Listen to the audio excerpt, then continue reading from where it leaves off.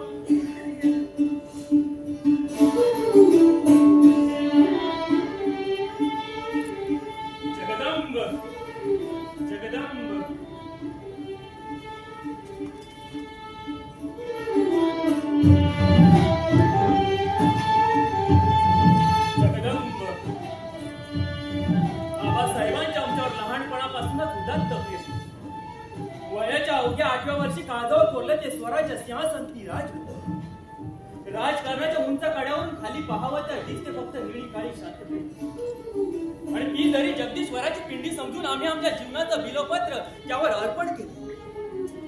आबासाहेबांनी आणि त्यांच्या शूरवीर मावळ्यांनी निर्माण केलेले हे हिंदवी स्वराज्य हे रयतेचं राज्य राखण्यासाठी वाढवण्यासाठी आम्ही आमच्या जीवनाचं रक्तदान करू या महाराष्ट्र या मराठी माणसावर कोणाची वक्रदृष्टी देखील फिरकू देणार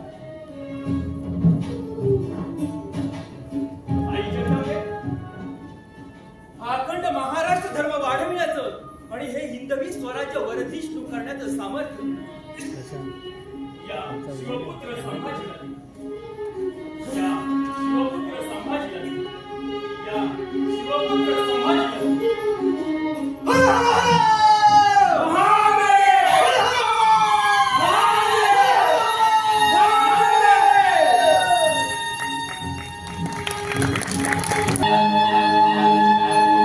छत्रपती शिवाजी महाराजांचे युवराज म्हणजेच छत्रपती संभाजी महाराज अजिंक्य योद्धा अर्थात शिवाचा छावा शंभू राजा कसा असेल संभाजी कसा घडला असेल संभाजी कसा वाढला असेल संभाजी कसं असेल शौर्य कसं असेल धैर्य कसं असेल धाडस कसं असेल साहस कसा असेल अभिमान कसा असेल स्वाभिमान कसा असेल पराक्रम कसं असेल नेतृत्व कसं असेल नीतित्व कसं असेल कर्तृत्व कसा असेल संभाजी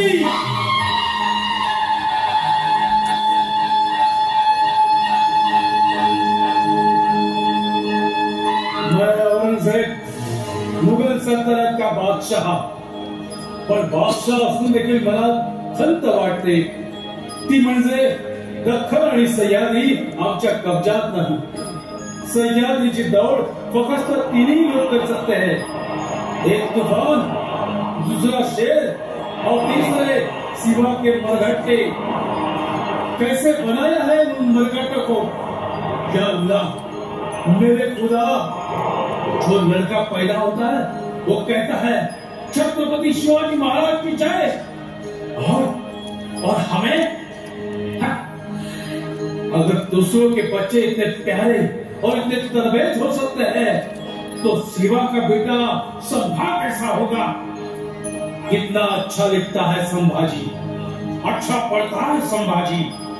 एक दो नहीं 16 भाषाओं का ज्ञान है संभाजी को। राज्य शास्त्र, धर्मशास्त्र, नीति शास्त्र, अर्थशास्त्र, समाज शास्त्र, काव्य शास्त्र यह सब जानता है संभा। इसीलिए शिवाजी ने उसको परराष्ट्र मंत्री पद बहाल किया है। ये झूठ नहीं है। जब संभा आगरा दरबार में आया तब 9 साल का था। हमने देखा उसको। या अल्लाह, मेरा भी बेटा शहजादा अकबर वैसे होना चाहिए, संभा जैसा। इसलिए अकबर को वहां भेजना पड़ेगा, वहां रवाना करना पड़ेगा।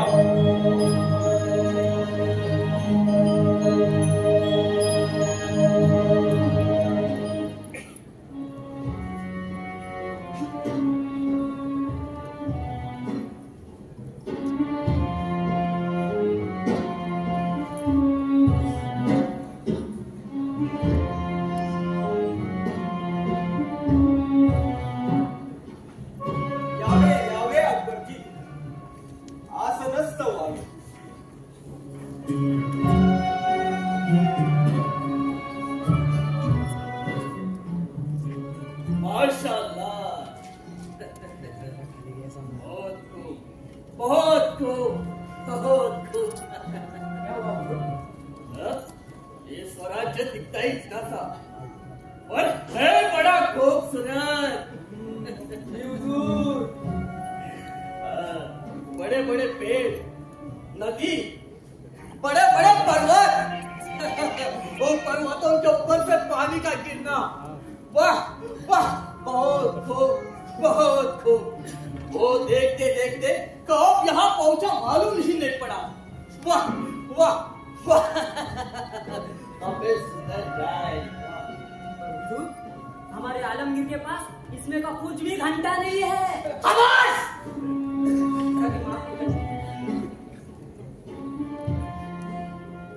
रवि जी, हमारे अब्बाजान शहंशाह हिंदुस्तान आलमगीर औरंगजेब, सबसे बड़े सम्राटों के सम्राट, सबसे बड़े साम्राज्य के मालिक, लेकिन उनके पास ऐसा शांति और खुशहाली नहीं, ना ही सुख समाधान। इसलिए पूर्वजों का और अपना सब कर्म अच्छा होना चाहिए। जो जगत में अच्छा कर्म करता है वही अगले जन्म में इस महाराष्ट्र भूमि में जन्म लेता है। अगले जन्म की बात छोड़े कवि जी, हम इसी जन्म में हमारे सर पे सरता चढ़ाएंगे, कवि जी सरता चढ़ाएंगे। लेकिन सत्ता चढ़ाने के लिए सर आपके धड़ के ऊपर रहेगा तब ना अकबर जी। कवि जी, हमने तो आपका मजाक किया, आप तो खामो काम गुस्सा ही होते जा रहे हो। मजाक? हमने भी मजाक ही किया अकबर। कवि जी, अभी ऐसे ही बातें करते रहेंगे या कुछ खिला पिलाओगे? मंगाओ मंगाओ कुछ। अकबर जी, क्या खाएंगे आप? क्या मंगाओ आपको? मंगाओ मंगाओ, मदिरा मंगाओ और उसके साथ एक नाच गाने वाली बाई। बाई बाई है तुम्हारे बोलते औरत को, तो औरत लेके आओ नाच गाने वाली। अकबर जी, आपको औरत चाहिए तो आपके साथ क्यों नहीं लाई? यहाँ हमारे संभाजी राजे ना खुद मदिरा पीते ना किसी को पीने देते। औरत की तो बात ही छोड़िए अकबर जी। अभी जी, मैं उनका दोस्त हूँ, मैं उनका खास मेहमान हूँ, तो किसी भी हालत में मुझे मदिरा चाहिए, मतलब चाहिए। नहीं अकबर जी, चाहिए। महाराष्ट्र म्हणजे आमचे सुवर्ण मंदिर आहे आणि आम्ही मराठी आमचं काळी तळ हातावर घेऊन हे सुवर्ण मंदिर हृदयात जपत आलो। महाराष्ट्रातील एकही मावळा दारू पित नाही। आम्ही मनाने साधे भोळे दिसलो तरी आतून मात्र भक्कम आहोत ते त्यामुळे। राहिला विषय तो मित्र तो और मेहमान का। आप हमारे बहुत पुराने दोस्त हो और मेहमान भी, लेकिन हम और हमारे सैनिक मद्यपान करते नहीं तो हम आपको भी मद्यपान करने नहीं देंगे अकबर जी। गुस्ताखी माफ हो राजा जी, पूर्णे साथ स्वीकार कीजिए। शहजादे, मुद्रा कशाला? आइए आइए, गले मिलते हैं। नहीं नहीं राजा जी, हम याद भूले नहीं, हम यही ठीक है। कैसे? राजा जी, आपके अब्बाजान शिवाजी राजे ने अफजल खान को गले मिलकर उनका पेट फाड़ा था और यहाँ पर ही उनकी कबर बनाई थी और उस कबर के ऊपर वर्षाला जीवापति की सोई की जो आमच्या आबासाहेबांनी सब बताए में राजा जी। तभी से हमारे अब्बाजान ईद मुबारक के दिन गले नहीं मिलते हैं और किसी को भी गले नहीं मिलते हैं, उन्हें शिवाजी राजे ही याद आते हैं। गुस्ताखी माफ हो राजा जी। असाव्या.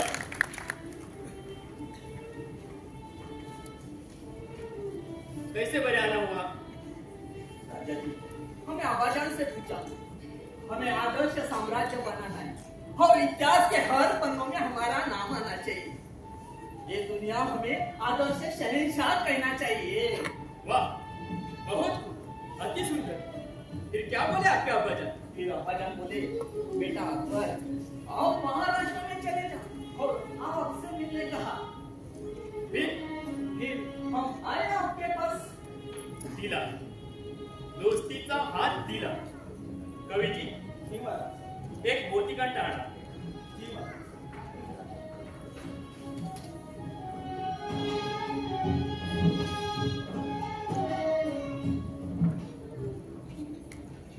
हा मोतीकंठ आमच्या मैत्रीचे प्रतीक स्वीकारावे.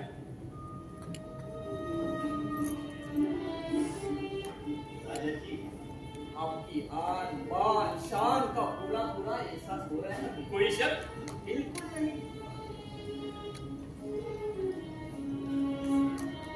शुक्रिया, शुक्रिया राजा जी, शुक्रिया. अभी तो नाच गाना होना चाहिए. ये मोतीकंठ नाच गाने वाले को दीजिए और उनको जल्द से जल्द बुलाइए. यापुढे एकही शब्द बोलत नाही. ज्याला आमच्या मैत्रीची कदर कळत नाही त्याचा इथे आदर केला जाणार नाही. या महाराष्ट्रातीलच नव्हे तर जगातील प्रत्येक स्त्री आमची आई भगिनीच असते आणि तिचा अपमान आम्ही डोळ्याने पाहू शकत नाही, कानाने ऐकूही शकत नाही. तुमच्याशी कसले संबंध जोडण्याची आमची इच्छा नाही. तुमच्या सर्व सवलती आम्ही बंद करीत आहोत. लेकिन राजा जी, आताच्या आता दिल्ली गाठा. लेकिन राजा जी हमारी बात तो सुनिए. आप तो खामखाम गुस्से होते जा रहे हो. हमारी 1 लाख की मोगल फौज में आपको बाहर करता हूँ. यापेक्षा आमचे 10,000 मावळे बेहतर जे तुमच्या मोगल फौजाला शक्य झाली नाही ते आम्ही करून दाखवले. आमची तुमच्याशी मैत्री होते पूर्णपणे विसरून जावे. आम्हाला तुमच्या फालतूने बापा शाप मंजूर नाही. चालते ऐकून.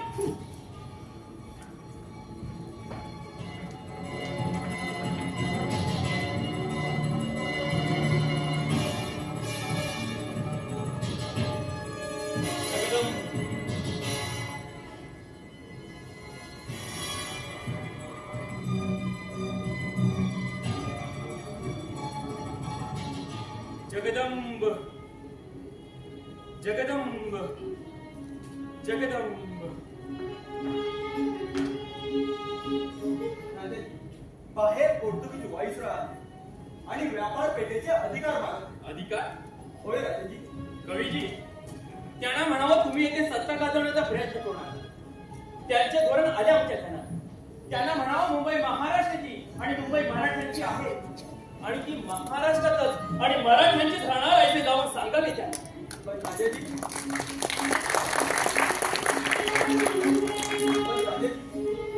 ते मुंबईच्या 7 बेटांवर छावणी लावणार आहे. कवीजी, त्यांना म्हणावं तुमच्या मालमत्ते सहित सोडजाऊन टाका आणि काय ती रोख रक्कम घेऊन चालू पडायची. जी राजाजी. पण काय कवीजी? पण राजाजी, त्यांच्याशी इंग्रजी भाषेत बोलावं लागेल. कवीजी, आजपासून नियमच लागू करा. या महाराष्ट्राच्या भूमीत पाय ठेवायचा असेल तर प्रत्येकास मराठी हे बोलता आलंच पाहिजे.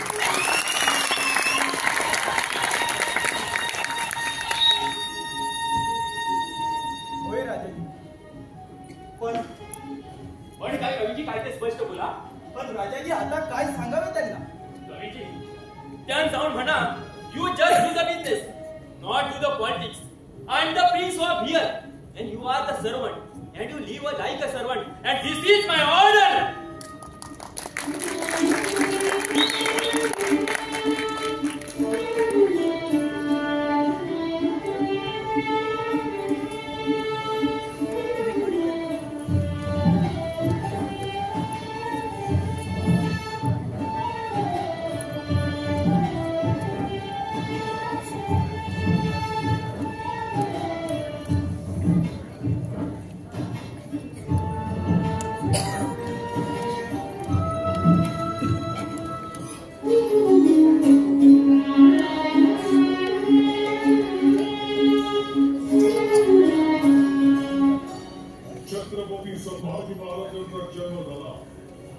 भारतवर्ष पाकिस्तान ठरलं. हे हिंदवी स्वराज्य वाढत वाढत निघालं. वयाच्या अवघ्या 14व्या वर्षी संस्कृत मध्ये बुधभूषणम, नायिका भेद, सात सतत, नखशिखा हे ग्रंथ लिहिले. त्याचे स्मरण होण्यासाठी महाराणी येसुबाईंनी छत्रपती संभाजी महाराजांना आग्रह केला. हठात झाला, आम्हाला एक ग्रंथ पठण शीघ्र करावे स्वामी, आम्हाला एक ग्रंथ पठण शीघ्र करावं.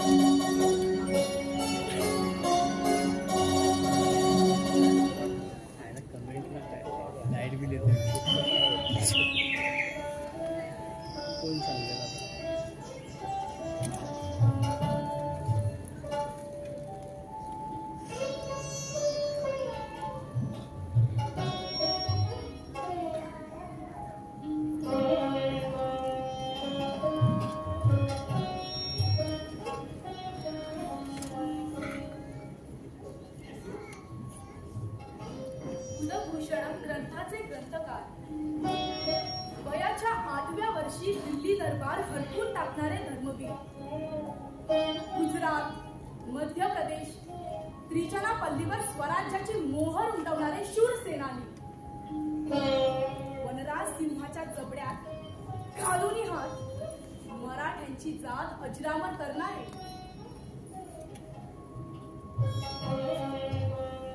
श्रीमान संभाजीराजे.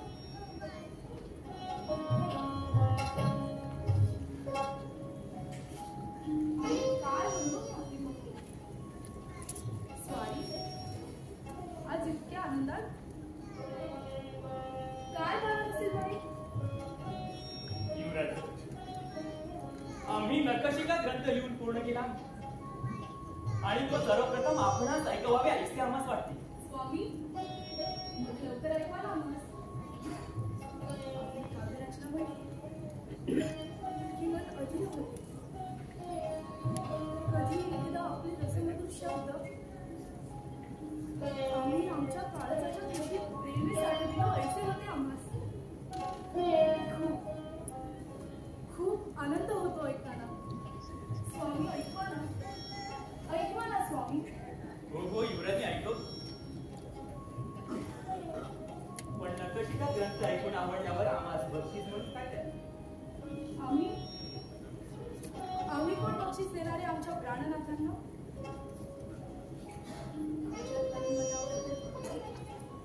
आपली सत्ता, आमची सारी दौलत ही आपलीच आहे. जे आपल्या मनात असेल आम्हास वचन द्या, आम्हास बाळाचे बक्षीस द्या. ईश्वर, हे काय बोलतेस वागणे बाई? ते राणी सरकार, आम्हास वचन द्यावे.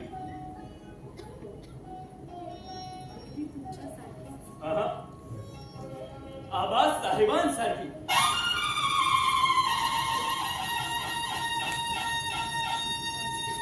यशवंत, कीर्तिवंत, सामर्थ्यवंत, ज्ञानीवंत, अगदी जाणत्या राजांसारखी. मग आबासाहेबांच्या थोरल्या सुनबाईंची स्वारींना आज्ञा आहे. आम्हास नखशिखा ग्रंथ शीघ्र ऐकवावा. जी राणी सरकार.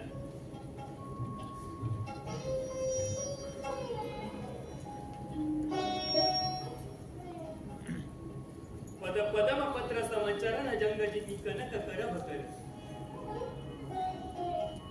नभी ललित गभीर उदर लंबी विशाल वर, वर दीर्घ अति मंजुचारी कर देत फल, एक दंत उर सुंडलवती क्षितिजात सकल वर, शुभ्र चांदणे शरदाचे अण, शुभ्र सरोवर मनोहरी, शुभ्र चुडाच्या याली कुंकुम, शुभ्र सभीती प्रिय सतती, अंतरातया स्पंदून जाई सुहास्य वदना शुभ कमली, नेत्र कटाक्षे स्वरले चेतन एक कमल स्वरतर, मधुर हास्य करी मधुर चंद्रिका, मधुर हास्य करी मधुर चंद्रिका, श्वासामधून खोले राधिका, ताऱ्यांचे सिद्धेबंध उमटुनी शेदून गेले स्वरधिका, केशबद्ध अन ऋणझुण वाजे पायी पैंजन मदना टीका ऋतुमन भासे जीवन सुंदर ऐशी सुंदर नकशिका ऐशी सुंदर नकशिका ऐशी सुंदर नकशिका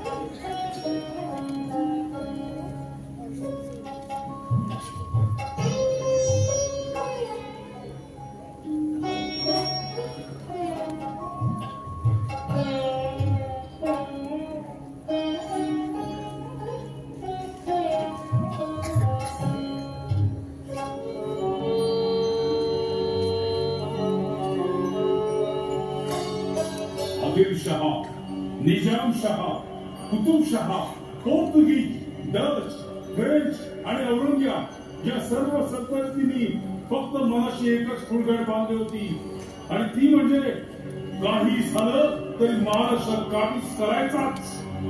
महाराष्ट्र काबीज करताना सैन्य मारायचेच, पण देवधर्म देखील बुडवायचा, आया बहिणींची आठवणी करायची. आणि हेच खपत होते छत्रपती शिवरायाला, छत्रपती संभाजी महाराजांना आणि शूरवीर मावळ्यांना.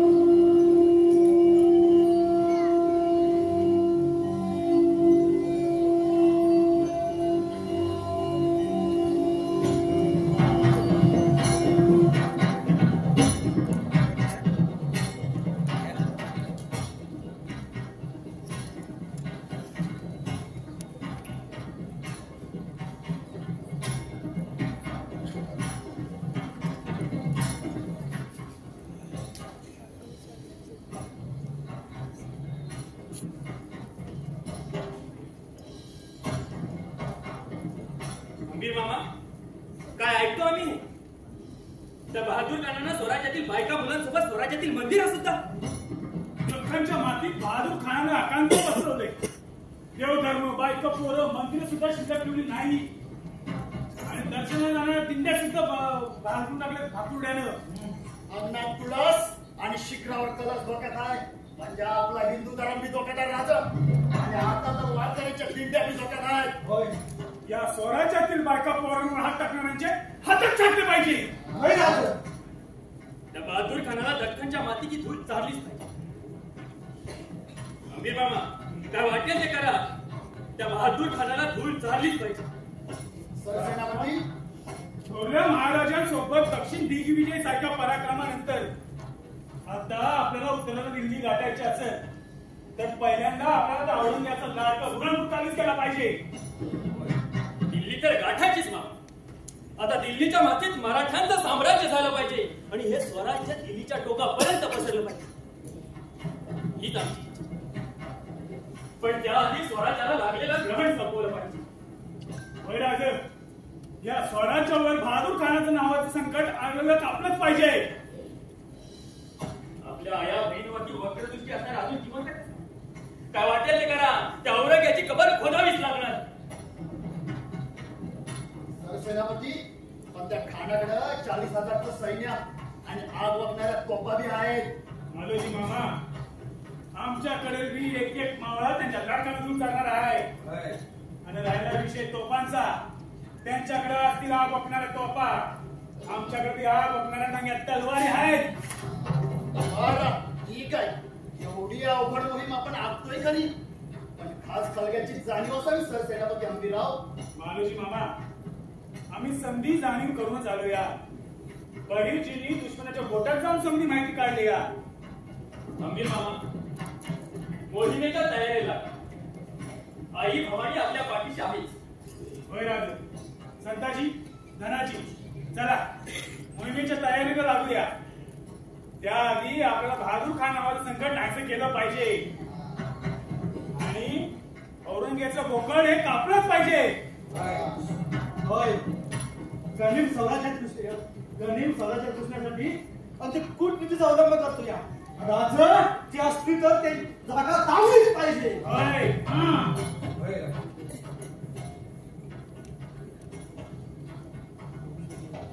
आज जे स्वराज्य उभं आहे हे तुमच्यासारख्या धाडसी शूर वीरांच्या आणि तुम्ही फत्ते केलेल्या धाडसी मोहिमा. तुमच्याकडे पाहिल्यावर आम्हाला असं वाटतं आम्ही स्वराज्यात नसताना सुद्धा तुम्ही या स्वराज्याचं रक्षण करा. राजा असं अभद्र का? जोपर्यंत आम्ही आहोत तोपर्यंत राजा तुमच्या केसाला सुद्धा धक्का लागू द्यायचा नाही. लढता लढता या मृत्यूच्या साफ्यात परत जरी आलं ना तरी त्या एटीत असावं. फक्त एकच त्या परमेश्वराकडे पुढच्या जन्मी सुद्धा आमचं दैवत छत्रपती शिवराय असावं. राजा छत्रपती शिवराय असावं.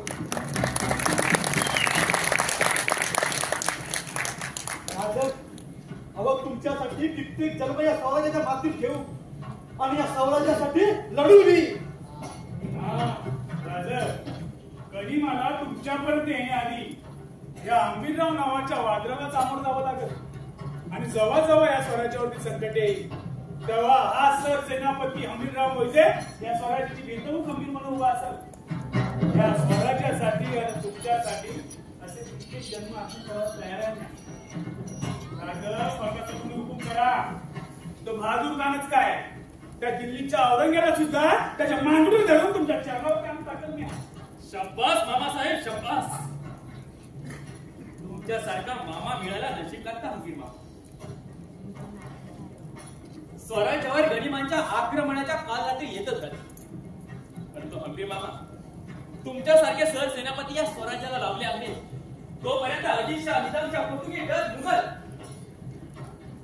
यापैकी कोणाचं सावट सुद्धा या हिंदवी स्वराज्यावर पडणार नाही आणि त्याची खात्री आहे. संताजी धनाजी मारुती मामा चला लागा तयारीला. पार्वती पदे हर हर हर.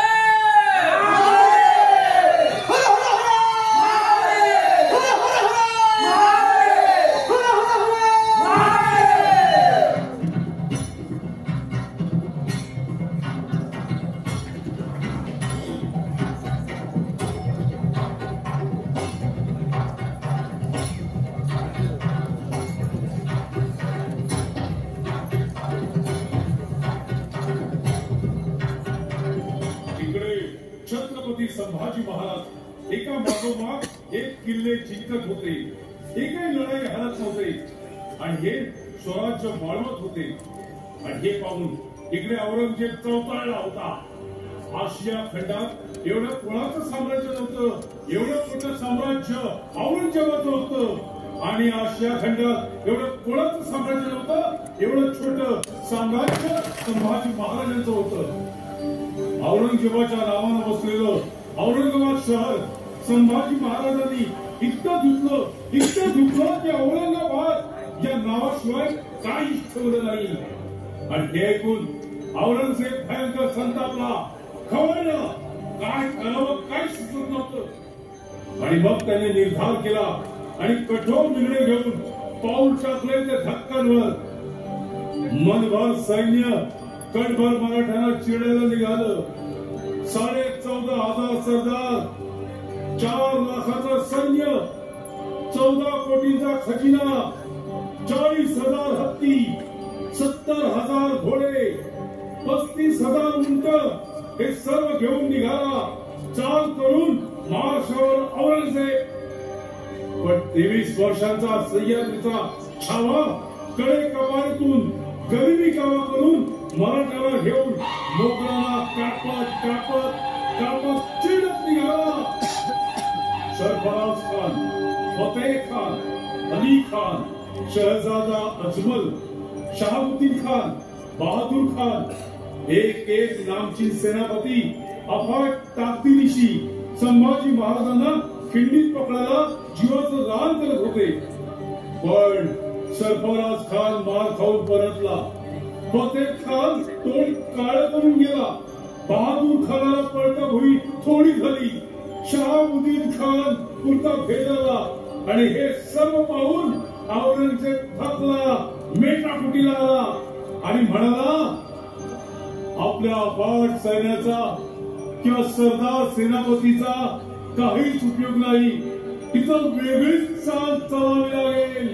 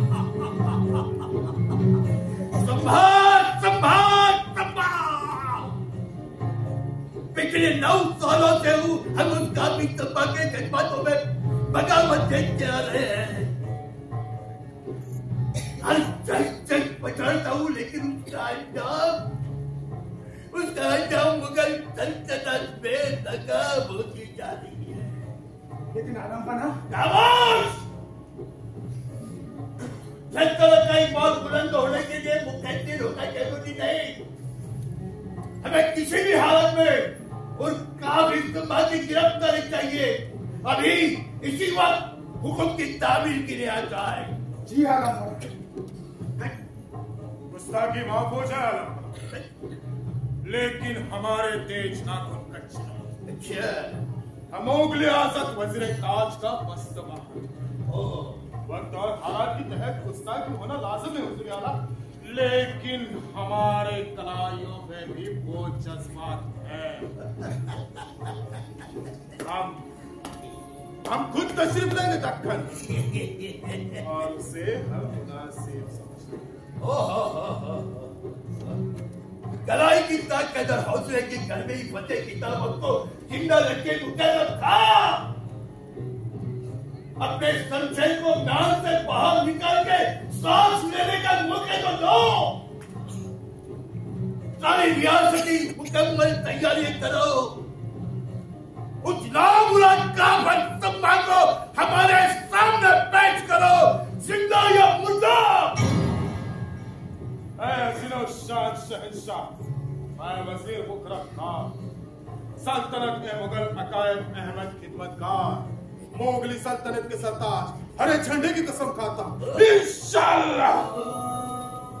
सल्तनत के मोगली अकायद की दुश्मन काफिर संभा का नाम अफसर जनमत सिंह बादशाह के सामने पेश होगा.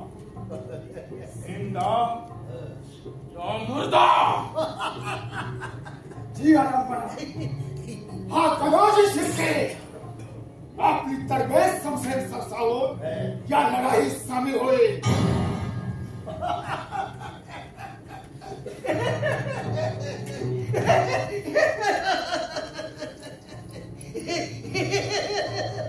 शाबाश शाबाश मेरे बहादुर सिपाहियों, शाबाश. मुगल सल्तनत के इल्जाम के तहत उस काफिर कब्बा को तबाह करो. जाओ. शिट, निकल जाओ यहां से.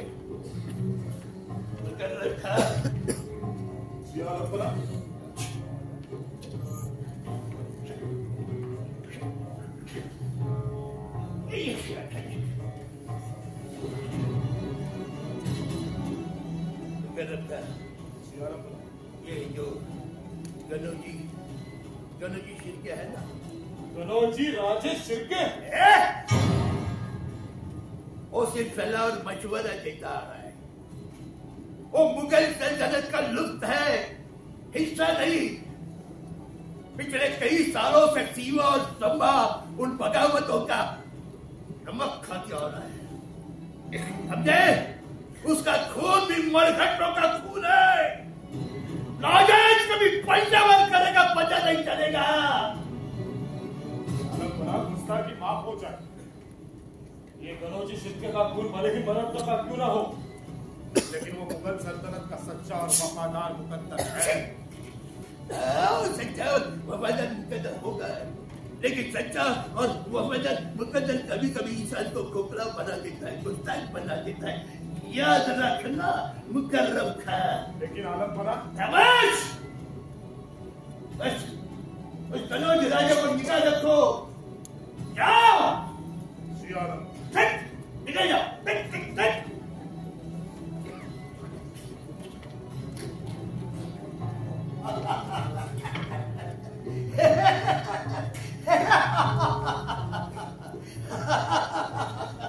संभा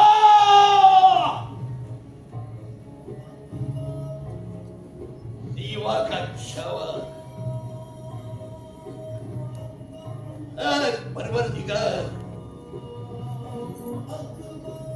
परवरदिगार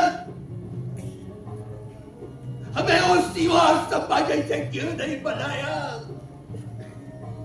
हमें उस दीवार संभा जैसे क्यों नहीं बनाया? ऐसे क्या खूबियां हैं उनमें जो हम में नहीं है, जो हम में नहीं है? उनकी खूबियां सीखने को मैंने मेरे बेटे अकबर को उनके पास रवाना किया था, लेकिन नालायक वहां से लौट आया।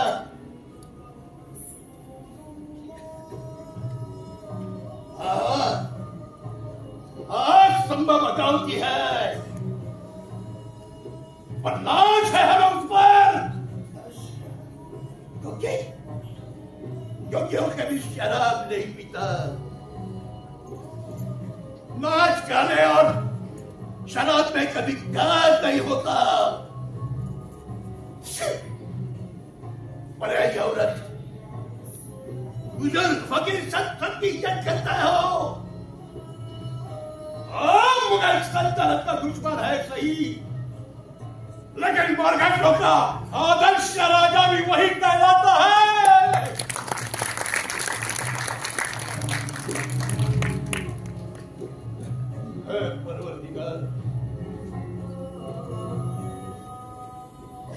परवरदिगार तेरा लायक। अरे तूने दुश्मन दिया तो दिया। वो भी काफिर संभार सिवा जैसे दिया, वो भी काफिर संभार सिवा जैसे दिया, वो भी काफिर संभार सिवा जैसे दिया।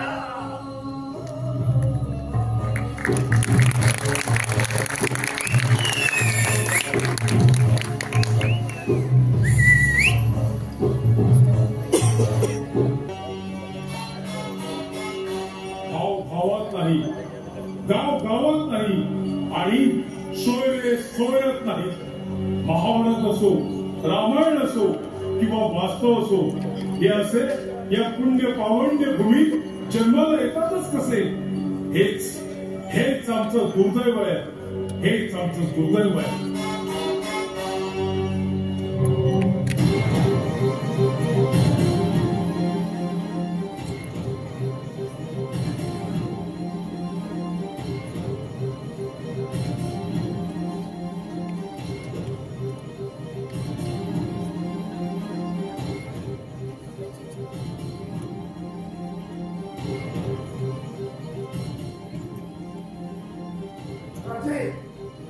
कमी कलाशाळेतील या निर्णय आम्हास मान्य नाही।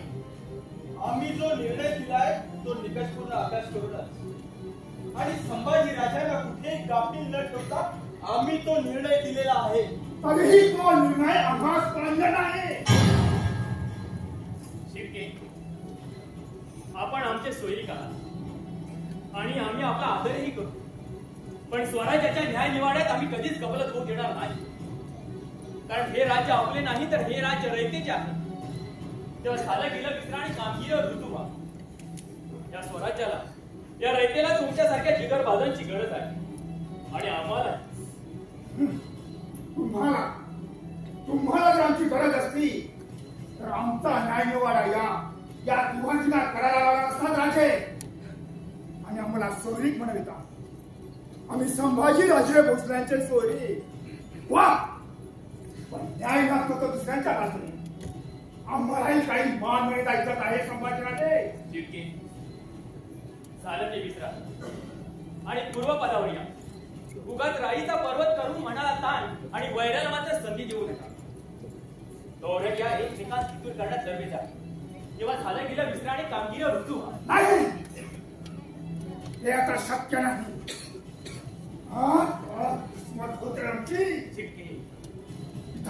तर नाही तिथं, पण न्याय तरी आमच्या बाजूने लागेल अशी आशा उदासी होती, तेही मिटली. आहे आता तुम्ही शेवटी मला ना, बाकी काही नाही. पण त्या औरंगजेबाच्या इथे धन दौलत जमीन जुमला सगळं काय आहे. आणि लढता लढता रणांगणात गेलो जन्माचं राहणार ते. वा धनुष्य वा. अहो, तुम्हाला तुमच्या बाजूने न्याय मिळाला नाही म्हणून स्वराज्य सोडून जे औरंगजेब तळ येतात ना, कशासाठी? तर धन दौलत जमीन जुमल्यासाठी. अरे तू तुझ्या जिंदगानीवर या राष्ट्राची, या मराठी माणसाची इमानी इतबार सेवा करा आणि ती आमच्या हातून घडावी अशी जगदीश्वराची इच्छा. अजूनही ही वेळ गेली नाही. अविचार मनातून काढून टाका आणि सैन्यदलात सामील व्हा. हे आता शक्य नाही. आम्ही औरंगजेबांची भेट घेऊन तिथं आलो आहोत. येतो आम्ही. शिर्के शिर्के शिर्के, परप्रांतीयांनी आमच्याशी लढाईची वाटच केली नाही. इतकंच काय तर आमच्याबद्दल मनात वय देखील आणलं नसतं. पण इथं आपलीच माणसं आपल्याशी दगाबाजी करतात याचीच खंत वाटते. नाहीतर अख्ख्या भारताला आम्ही आमचा महाराष्ट्र बनवला असता.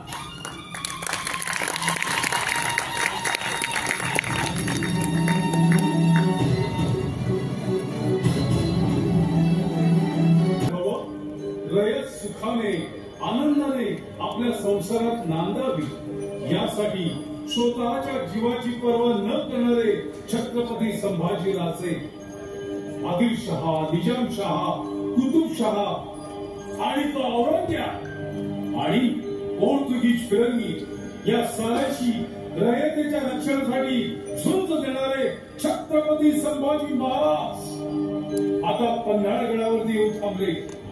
म्हणजे स्वराज्याची राजधानी असणाऱ्या रायगडावर चाल करून जाणारा शत्रू पन्हाळगडावर चाल करून येईल हा त्यामागचा हेतू होता.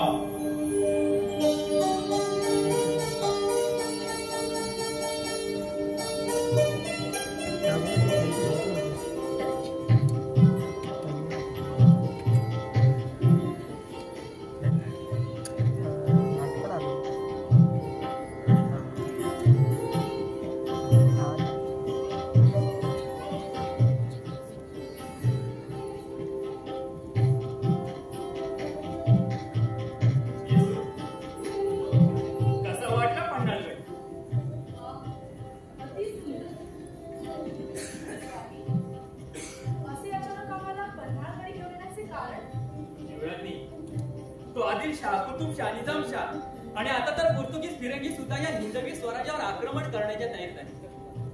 दुर्गेश्वर आमचा रायगड साऱ्यांच्या डोळ्यात फुटतो आहे. स्वराज्य सिंहासन धोक्यात आले रे आमचं. पण स्वामी, रायगडावर आपण असताना शत्रूची चिंताच नसते. ठाऊक आहे आम्हाला, पण रायगडावर चालवणारा प्रत्येक शत्रू आमच्या कित्येक गावांची नासधूस करेल आणि आया बहिणीवर अत्याचार होईल याची जाण आहे. आणि हे घडू नये म्हणून प्रत्यक्ष पन्हाळगडावर आलो होता, म्हणजे आम्ही शत्रूला इकडेच थांबवले. स्वामी, परकीयांच्या परचक्राने स्वराज्याची भूमी हळहळते. आबासाहेबांचा छत्रधारी रायगड दुःखाच्या महासागरात हेलकावतोय स्वामी, हेलकावतोय. कधी संपणार हे दुष्टचक्र? मुंबईवर भगवा फडकल्या म्हणजे मुंबई विकत घेण्याचा मनसुबा आहे आमचा. आणि त्यासाठी टोपीकरांना वाटेची किंमत मोजायला तयार होता. पण स्वामी, ते नाही बोलले तर? नकार ऐकायची सवय मराठ्यांना नाही. आमच्याच मुलकात आम्ही गुलाम म्हणून जगणार नाही. आम्ही तिथले हुकुमदार आहोत आणि राहणार. हा महाराष्ट्र दुसरा ठेवायचा आहे म्हणून यांच्याशी वाटाघाटी, नाहीतर या फिरंग्यांचा केव्हा सत्यानाश केला असता. स्वामी, प्राणनाथा, आपल्या सामर्थ्यावर आमचा पूर्ण विश्वास आहे. पण प्राणनाथा, ही संकटे संपुष्टात येण्यासाठी आपण पंढरपुरात जाऊ आणि विठोबाला साकडं घालू. त्यासाठी पंढरीच का झाली? मनात श्रद्धा असेल तर प्रत्यक्षात पांडुरंग येतील आपल्या भेटीला. महाराजांचा विजय संत शिरोमणी श्रीमान तुकाराम महाराजांचे सुपुत्र संत श्रीमान महादेवजी आले नाही आणि ते आपल्याला भेटण्याची आज्ञा मागले.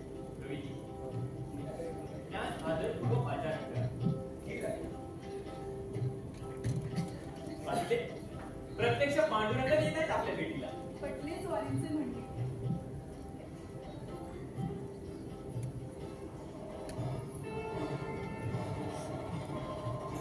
धर्मरक्षेचा ऐसा राजा नाही, महाराष्ट्र धर्म वाढविला काही काय.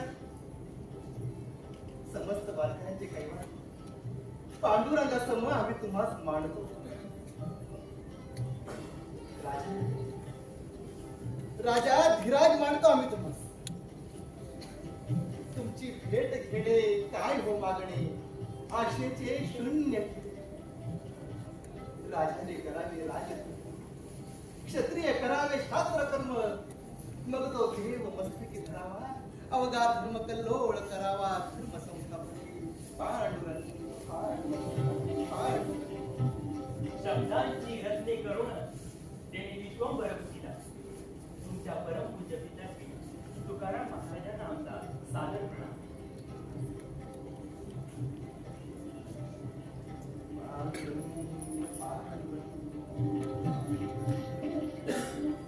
काय सेवा करावी आम्ही आपली भाजपवर? छत्रपती महाराज, आपल्या स्वराज्यात संत परंपरा अबाधित ठेवण्यासाठी आम्ही देहूहून पंढरपुरी श्रीमान तुकोबांची पालखी सुरू करणार. कल्पना नामी आहे महादेवबुवा. आम्ही पालखीला पूर्ण संरक्षण, शिवाय पालखीचा सर्व खर्च प्रतिसाद सरकारातून दिला जाईल. कवीजी, पालखीला एक सोन्याची निशाण काढली, ध्वजा पसरका फडकवा, तोफांची सलामी द्या, पायगडा पसरवा, गडावर छातीवरून साखर वाटा. तसेच तुळजापूर, पंढरपूर, शिंगणापूर, महाबळेश्वर आणि केळशीच्या याकूबाबा दर्ग्याला आबासाहेबांनी दिलेले संधा तशाच चालू ठेव. देवा धर्माच्या कामात कधीही व्यत्यय नाही. यज्ञकुंड जीवनासह त्या स्वप्नांची आहुती. प्रजा सुखी पाहणारा राजाधिराज, आपणच आमचे दुसरे छत्रपती, आपणच आमचे दुसरे छत्रपती.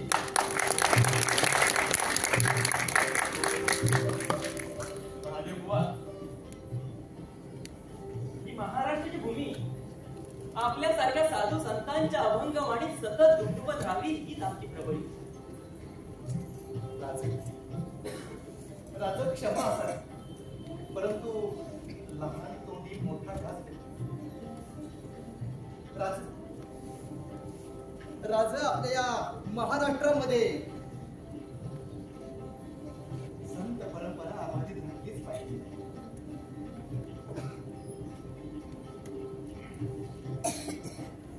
यावेळी आपणास आज्ञा.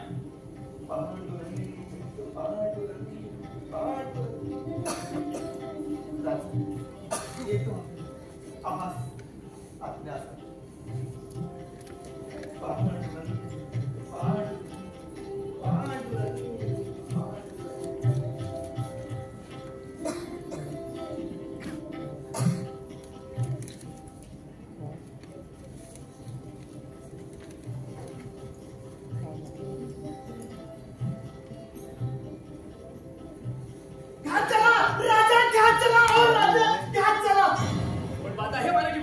गनिमाने जाऊ शकताय राजा. तुम्ही नावडीत जाऊ करा. निघा राजा, तुम्ही निघा. कोण गणी मामा साहेब? गणोजी शिरक्याला घात केलाय राजा. गणोजी शिरक्याला घात केलाय. गणोजी शिर्के शेवटी घात केलाच. राजा मुक्रमकाराचा वेळा पडतोय म्हणून नसतो. राजा तुम्ही निघा. राजा तुम्ही निघा.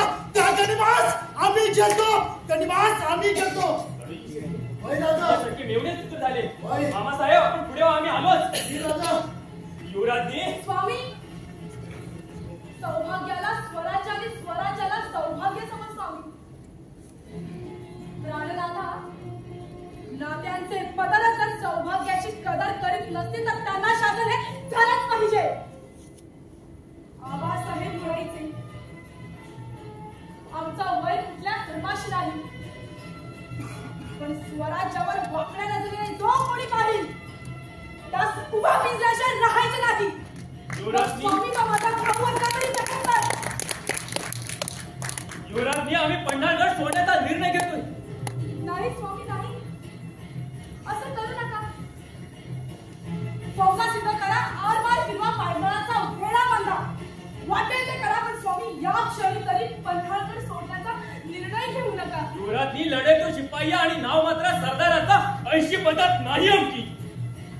स्वामी लाख मेले तरी चालतील, पण लाखांचा पोशिंदा हा जगलाच पाहिजे. पण लाख माझ्या समोर जिवंत नसतील तर हा लाखांचा पोशिंदा जगून फायदाच आहे. छत्रपतींनी ऐकावं आमचं. शत्रू ताकदवार आहे. अरे तो आमच्यापेक्षा ताकदवार असेल, पण आमच्या भवानी मातेपेक्षा मुळीच ताकदवार नाही. स्वामी तो मुखराब खान 3 पातशाही गिळंकृत करणारा जणू त्रिपुरासुर राक्षस आहे ना. तो जर त्रिपुरासुर राक्षस आहे तर आम्ही त्या त्रिपुरासुराचा वध करणारा रुद्र शिवाचे प्रतिरुद्र अजिंक्य योद्धा अर्थात शिवाचा शंभू राजा